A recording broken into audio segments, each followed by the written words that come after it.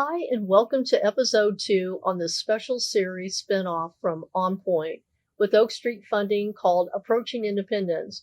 I'm Susie McEwen, Vice President of Strategic Market Sales here at Oak Street Funding, where I focus on providing capital to RIAs and investment advisors. I'm so excited to have Matt Reynolds, co-host of this new series, with me today. He's the president of Bristal Group and a key resource for advisors. We look forward to bringing you this episode all about converting your business to advisory and practice planning for the transition. To start, Matt, in episode 1, we talked about transitioning to independence. And I think it would be great if you can remind our listeners what we covered in that call and internally what they should know about going independent. You mind touching base and giving us a little high-level overview of what we talked about? You got it. And thanks, Susie. What we really focused on was before you make the decision that you want to go independent, where you're going to go, you have to start with just looking internally. So that means, one, starting with your clientele, right? What do they need? What services can you provide? And by going independent, what can you add? Second is, if you're going to have a partner or your employees, what do they need, right? And how you're going to work together. So before you make that move. And I think an important one is the third item, which is when you're making the decision to go independent, as we've talked about in the past, it's more than just how you're compensated, but it is all the things you want to be able to control for the client experience. And I think one thing that we always have to remember is, what are those services that are being offered to your client today at your current firm that you may or may not be able to continue to offer later, right, when you go independent. So making the decision to go independent has a lot to do with what are those client needs and maybe what you're solving for as well. No, that's great. That's a great overview and wrap up from our last series, so I appreciate that. So getting into now this episode, wanted to ask you what you think that the key steps are as far as transitioning from a brokerage firm to going like independent fee-based type advisory. Sure. As you know, we do a number of transitions a year. Large firms, what we like to call wirehouse refugees, and bringing them fully independent, to the individuals who are maybe at an independent firm and simply want to have a little bit more control over their practice. And what we've found kind of the single most important is something that we touched on a little bit ago, which is, why are you doing this, right? We sometimes forget in our desire to make the client experience so much better, right? Thinking that you can go somewhere else. I think sometimes it's lost on what that transition looks like, and what that does to the client. So as we both know, when there's a transition that occurs with an advisor, it is hair on fire. It is, details. It is running around, and typically it's anywhere between 3 and 6 months of, sleepless nights and creating something new. With the transition support, obviously that gets easier. But I think remembering what that transition is going to do to the clients, right? How they're going to transition, what they need to understand. Because when you're going through that process, you've spent months and months preparing for it, doing all the right things, getting consistent with what you're going to do. I think the hardest thing is for clients to understand, what does it mean that I'm moving? And two, what does that mean to my investments or to how I'm going to be treated? If we can keep that as consistent front of mind, and make the transition a little less about the activity that needs to occur and more about what's about the clients, that's probably the single most important. No, and that's communication is key. Yes. And so, I just went through that myself with my advisor, changed broker dealers, and I paid attention to it because I think it's important that the client, it has to be transparent. And so most clients with their advisor, that's a very trusting relationship, and they're going to follow, but they need to understand, how's it affecting, like you said, their investments. What is it in for them? What's going to evolve as far as, is it a new pricing model? Those things. And transparency and having that information up front is going to be a real key factor. And then also if they're coming from the wirehouse, as you know, or even a big bank, they have to follow their goals and also offer proprietary type services, cross-selling, and going independent. It kind of really opens up, that ability to have open architectural type investments, and what an added value. And I think it's definitely working with the team to help make that communication very transparent. Don't you think? I do. So when your broker just went through that process, you've helped hundreds of reps go independent and become business owners. What are some of the best kind of takeaways? What are some of the best communications that you've heard that help clients understand what's going on? I think, the information as far as working with a team like yours, because they can't do everything themselves. So, and then having who the custodian is, whether it's Schwab, LPL, whoever it is, they position with the transition team and have that transition team help lay out the map as far as the timetable. But communication where, like my advisor, I got a text message, I got an email, I knew exactly what was happening, all the communication pieces, what to expect, phone calls, and I'm a small fish. I'm not, like I don't have millions of dollars in investments, and I appreciated that because he made sure his team was trained to be able to communicate effectively as far as, the moving parts of what next step to take. So it went very smooth. And, with transitioning to independence, it's not for everyone, as you know. And I can as a lender, I can kind of sense out whether or not that advisor is going to be able to put on their business owner hat. It's not only offering more services to these clients, but and being they own their own book, their own business, but they got to run a business. And I tell advisors when they call me and say, I'm thinking about going RIA, or I'm working for a brokerage and I want to go independent. And so I'll say, do you know what it's like being a business owner? And who are you surrounding yourself with the experts, firms like yours, to help with the accounting, the consulting, the technology? And did you see, so talking about technology, when you just went through this process, did you see kind of an immediate change in the technology that was used? How did that work out for you? Yeah, it's actually so much better. So that was a selling point. So the technology was definitely one of the things that I think prompted this advisor to move to a different direction. And so, and again, he surrounded himself getting the right help to make sure he did everything right. And the other thing is, if it is an advisor and they owe money out there, let's say they're an independent advisor and they're going RIA, and they owe money to their current, maybe their broker dealer, or maybe to a bank, they need to make sure they communicate that. They can't just move their book of business and think that the bank's going to figure that out. That is a no-no. And it's one of those areas where early in the transition, when we get started, just getting to know someone. Yeah.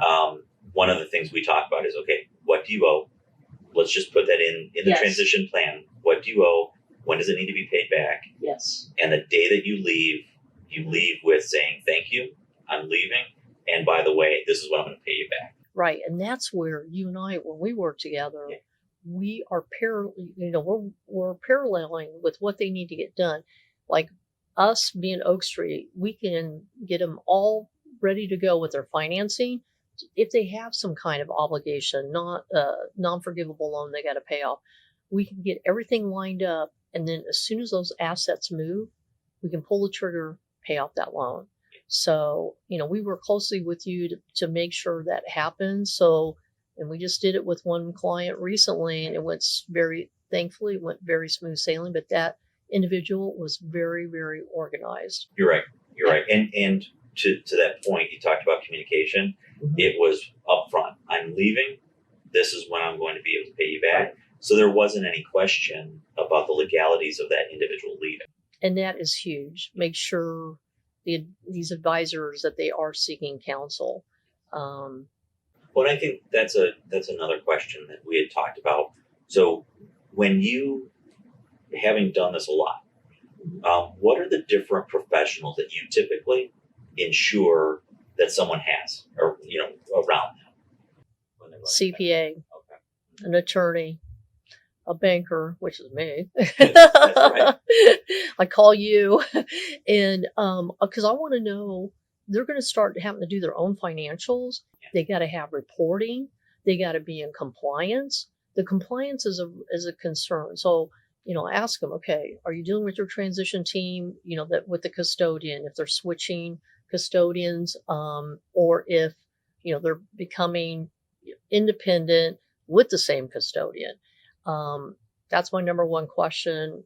Are they working with a consultant to help with, because if they're going to do financing with us, we're going to want to see like performance, and we're going to want to know that somebody is helping them prepare financials. I mean, we are going to ask for ongoing, if they have a loan with us, updated financial statements, tax returns are being filed. I always say this, have your house in order, have everything in order. And somebody working with, an advisor working with your firm is going to give them a punch list of things they're going to need to do to get ready, besides us helping them on that same, because we're going to ask for some of the same information. Exactly. Yeah. We feel pretty fortunate. I mean, as a plug for Bristal Lane, right? One of the things that we feel fortunate about is we do have the different teams inside of the firm to be able to cover a lot of that. So that's great. Yes, we provide transitions, but as you know, we have an entire business around starting up companies and putting together the financials. Right. We have a substantial tax business, so we have CPAs and attorneys on counsel, and then we also do a lot of the compliance work. So the benefit, to your point, is there's so many different flavors of independence, as we were just talking about before. Yeah. Understanding what the nuances are for each one of those. That is so critical. Yeah. Because that communication piece back to the client, it's even outside of independent, going independent, even M&A, if an advisor is buying a book of business, is it positive consent? Is it negative consent? These are things, that's where you and your attorneys on staff can help figure that piece out, because we're the lender. We are not, even though we have our own legal staff, they're reviewing buy-sell agreements. They're asking those questions. Do they have a non-compete, non-solicitation? Can they leave? Do they have to give 30 days notification? Do they have a non-forgivable note? When does it have to be paid off? Does it have to be paid off as soon as they walk out the door? Those are the questions I ask, and I got to have the answers for the underwriter. Well, we've even, on one of the clients that we've worked with, it goes down to, it's easy to say the financial part of it, but you and I have talked about, are they buying from a respected, seller, right? Do they have compliance or regulatory concerns by leaving that, by acquiring that business? Yep. And I think those are all questions that are worth asking, right? Right. And I think that's one of the benefits that both can come with enough experience. You can make sure that those questions are being asked. And we can tell the viewers that are listening to this podcast is that we can work together as a team on a call. I mean, we can, coincidentally, we're together in Indianapolis, so it's easy for us to pop in a conference room, either at our office or your office, but, to have a Zoom call, and that way they can talk, the advisor can talk to both of us at the same time. It kind of makes it even more smoother. So there's things you're going to think about that we may not have, but the things that you're going to want to know that we're going to ask questions on. Yeah.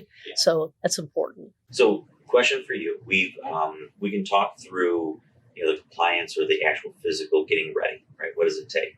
But when someone comes to you and they've never put together a pro forma before, what do they really need? Right? What are you looking for right up front to just start the conversation about money? Yeah. So I want to know, obviously, if they, if they have any outstanding debt on their practice. That's number one. And then as far as like if they are moving, I want to know what they're going to end up generating as far as revenue, and have they figured out what their expenses are going to be, overhead with payroll, rent, technology. What's the things that are going to need, maybe from working capital standpoint, to help make that move? Those are some of the questions I'm going to ask. And then, are they current with the filing of their tax returns? We understand people file extensions. That's no problem. But it's going to be key that they put together a really good. We ask for 3-year projections. We know we're focused on the first year because that's important, because that's really what's going to be paying for the debt service if they're actually borrowing money from us and we're repaying. So we're going to ask for, if they do have a non-forgivable note, getting copies of that, their AUM, their trailing 12-month revenue. Have they ever moved before? Have they ever moved their book of business? And if you have, what was successful about it? What was it? What was the percentage of retention? And what about your staff? Have they moved before? Are they moving with you now? Is there somebody you're going to leave behind? Those are things that first general conversation I'm going to have with that client or the advisor. Yeah, that makes sense. I think we dive into some of the different questions, but starting right off the bat, being able to help them prepare what you need. I mean, that's I like the relationship that we have, because we spend a lot of time with these advisors. Yes. And between us, we can say, you need to take care of this, or a quick phone call to each other to say, reminder, this has to happen. Yeah. So. Something advisors need to keep in mind through the entire process is compliance. So tell me, Matt, what are the regulatory and compliance considerations that should be considered when these advisors go independent? Sure. One of the things that, I think we're going to be talking to, and this will be seen by a lot of different advisors looking for different flavors of independence. So it's really going to be dependent. But I think where it all starts with is understanding what you're leaving, right? What's your agreement say? Right? So if you're at a wirehouse, obviously those agreements look a little bit different than if you're at an independent today and you're looking to just break off to your own RIA. An important one, though, is really getting an idea of that, and then what regulations you're willing to or you're going to be responsible for on the other side, right? So as we've talked about, independence has different flavors. If you're going independent with a company that has their own corporate RIA, that means it is their ADV. It might be their national name, but your local identity. Yeah.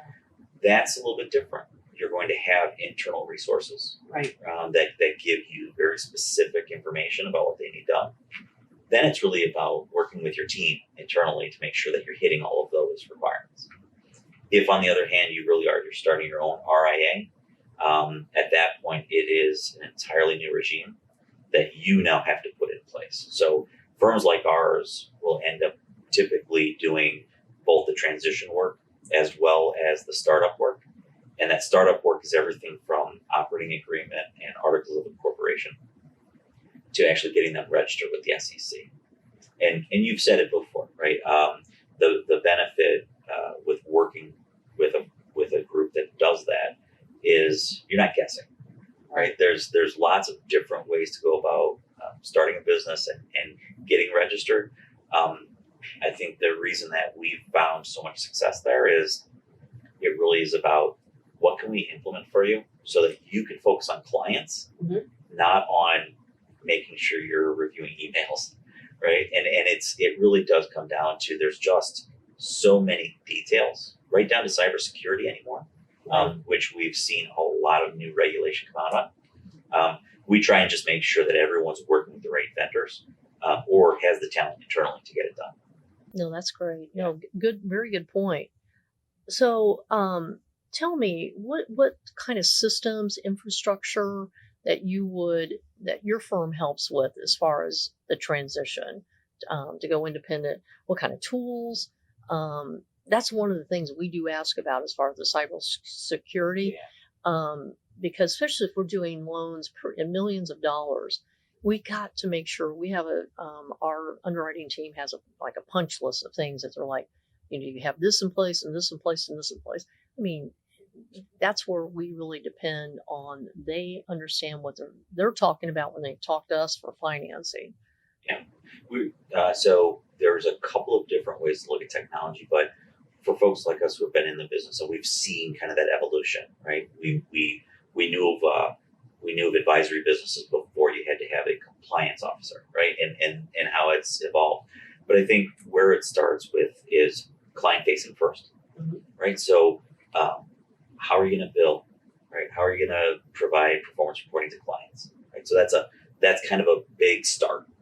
The second is dependent on your kind of business, right? Do you need a trading system, or is the trading system at your custodian going to be, what you need? And in some cases, you make a decision, right, on which custodian based on what their technical capabilities are. CRMs are important, and then of course you have financial planning if that's part of your business. I think back to what you were talking about though is all three of those are just fine, but what's the wrapper? Right? Yeah. How do you protect client information? How are you protecting yourself against cybersecurity, which has become more of a real hot topic for the regulators as well. It is. Yeah. And you guys can help them with that. We do. Yeah, and in a lot of cases, what we'll do is we'll work with a vendor that they may have worked with in the past, just from a technical perspective, right? Making sure you don't get the blue screen of death, right? And your printers are printing. But we will work with those companies to make sure that they're in compliance, regulatory compliance, with all of the regulations that the SEC has put out. So, just thinking of a question, with the advisors that are going independent and they work with you to get set up, when you say, you do more than that, you help support them ongoing. That's important to know.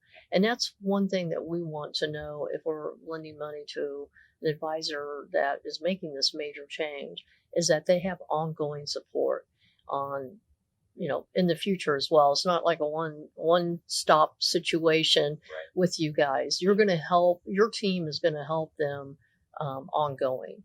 Yeah, I think that's one of the other benefits of you and I working together so much is there's kind of a consistency. I know what you're going to need, and you know what we provide. That's been beneficial. But yeah, we never like to be in a position where it's a transaction.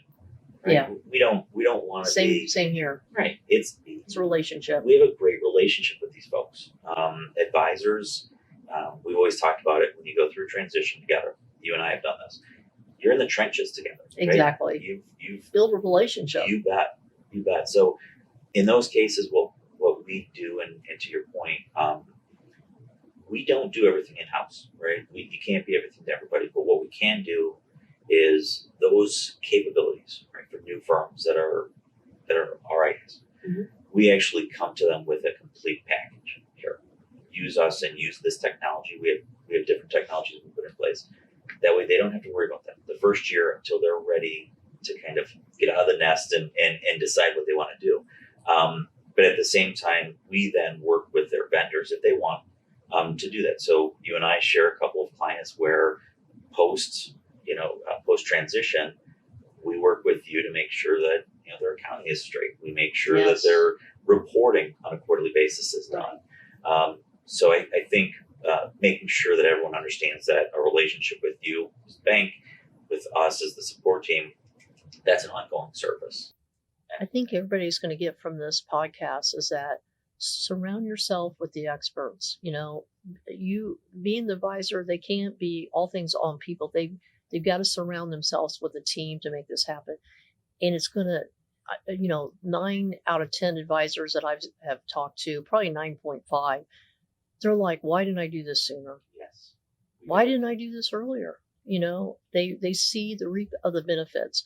It not only benefits them, it benefits their clients. And it gives them opportunity to have inorganic growth besides organic. Oh, yeah. So that brings up a question.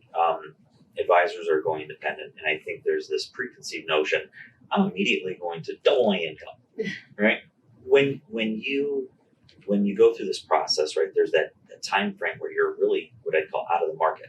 Yeah. You're just helping clients move their business or move their accounts. How do you help advisors manage their cash flows, manage their their payments? How does that work? We actually, what we do is when when they get paid, obviously, their fees, sometimes we have their fees actually come to a bank account. We establish a banking relationship with them, with First Financial Bank. That's our parent company. And so we're going to ask for reports, if they have a financing, if they borrow money with us, we're going to ask for ongoing reports for assets under management, their revenue, to make sure that there's going to be a benchmark.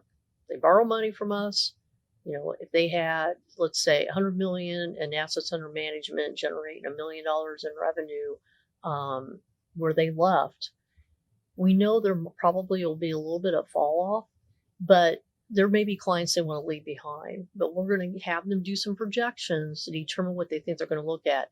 And we're going to use that benchmark. We're going to say, okay, let's just think that they're going to end up annualizing $800,000 a year instead of $1 million.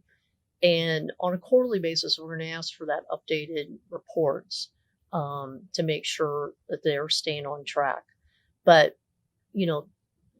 it's about the relationship with the client to make sure they don't leave, but it's an opportunity too that they're going to be able to dive deeper that they may not have been able to do with the next gen, more households, also buying books of business where they've not had the ability to do that before, possibly even adding advisors that is bringing a book of business to them that can be on their platform to generate more revenue. But if they borrow money from us, we're going to continue to monitor that revenue. It also gives them the opportunity with our clients, because if they're coming from a wirehouse or from a bank, not only are they managing their book, they have to answer, like I mentioned earlier, to goals and certain things they have to sell. That frees them up with the time to be able to focus on building center of influences. When I started in the business, my clients, I find out who their attorney is, who their CPA is, build those relationships with those third party to be able to get new referrals, to grow even more so with new business. That makes sense. And I guess from a technical perspective, we get a lot of questions about structure, right? What should I have an LLC, or do I just do it myself, or do I need an S corp? From a banking perspective, does that feed into the decision making at all? Is there one that makes more sense than the other? We rely on the experts on we're not CPAs, and so what is going to be the best tax advantage for them? Our concern is just making sure that obviously the cash flow is going to support the debt service. Cash flow is king. And so the one thing that we do monitor, though, is how they handle distributions. There's going to be a situation where they may get a little bit of salary and distributions. But all in all, is the cash flow from the book of business after they pay their overhead, is it going to be sufficient to cover their lifestyle and the debt they have with us? And we have certain minimum requirements. That makes sense. I like the fact that it's both their lifestyle and right the debt service, not just the debt service that you're worried about. I think that's appreciable. Especially if it's a one person or one person that it's their RIA and they've gone independent. The one that we just recently talked or did transitions for. That was one of the things that I looked at is what did they look like personally on their balance sheet, and are they going to be able to, if there is a little bit of a hiccup with volatility in the market, and we've experienced that over the last few years, up and down, that can they take a drop in revenue? Because our underwriters, they're specialized. They lend money, they underwrite for lending money to RIAs, independent advisors, CPA firms, and insurance. So they do stress tests, and they make sure before we actually say, yes, we're going to lend that money, they put stress test in there to see if it's gonna work. I mean, we look at the demographics of the book of business, making sure that's not the average age is 75 or 80, and how many households they have, and the support that they're going to have from their own team besides someone from the outside. That makes sense. We do get questions about structure a lot, and I think to your point, it really depends. I hate giving that answer, but at the end of the day, it really depends. It did, yeah. Their tax situation, yeah, and how many owners are involved, right? And what if they plan on having. We've seen this with some of the people that we've worked with, where they have their own S corp, they're independent, but then they're on a team and they're independent, so they have another like holding company. So, and the revenue flows through all these different entities. It's just making sure we need to know why it's structured that way, and we set it up that we got to have copies of all the business entity documents. We tell folks, figure that out before. We can't fund the loan until we know if you're going to have an entity or not. As we kind of wrap up our episode, Matt, some of the things that kind of came to mind that, since 2020, things have just been obviously different. Rates went really low. Then they started increasing, volatility in the market, values drop. The one thing that hasn't changed is really the values in these books of businesses. They have been holding their own. What we saw from Oak Street side in early 2023, that we had a little bit of a slowdown. I mean, we're still really busy, but M&A kind of slowed down a little bit. And then suddenly, I think the new norm happened. Everybody realized interest rates are higher. They may come down a little bit, but it's back to business. Everybody's out there trying to figure out their succession, M&A, if they're going to go independent. So I say, it's back to business. What are your thoughts? What do you think 2024 will look like? We know interest rates, they are what they are, but hopefully they'll come down a little bit. But any thoughts? Yeah, we've been talking to a lot of people in that space. Definitely CIO types, people who are interested. And I think you're right. I think there was this immediate pause, right? Yeah. My God, I've never paid double digits in interest before, right? How does that happen? I think after people have that shock and awe, then they go back to, well, what is it that I'm really trying to accomplish? Mm-hmm. And if it is about growth, inorganic growth especially, so they need to be independent and they need to be able to go out and buy, they're making a business decision that is theirs for the rest of their careers. So I think what we're seeing is more people are saying, look, if I take that large number, that interest rate, right, that scared me before, and I amortize that over the next 25 years, it still makes more sense to do that than to stay where I'm at, limited for my clients. Right, especially right now with the aging population of advisors. The average age is 60. I mean, this is a great opportunity for succession, Gen 2 buying in, and it's just a great opportunity. So I think the interest rates, they are what they are, and people are getting used to it. I know we're as busy as we ever have been before, and we lend money from $100,000 all the way up to $50 million, all conventional, no SBA. So there's plenty of opportunity to get capital. Yeah. Do you agree? Yeah, I think, and we've heard this, we've seen this. Yeah. There are more ways to get capital than ever before. Mm-hmm. I think what we try and tell people is, where are you? Right? What is it? What's your long-term goal? Yeah. Because if the long-term goal is really to be in this business, to be an advisor, and have a longevity, then the most expensive money is equity, right? Because you're building something, and that equity is still more expensive than double-digit interest rates. And I think that's what we're seeing a lot of, is there is that desire to build something that's a lot longer lasting, a lot bigger. But there is less and less now of the I want to gather as many assets as I can so I can sell. We're seeing that appetite change because, to your point, the new natural buyers are going to be someone with a lot longer time frame and time horizon.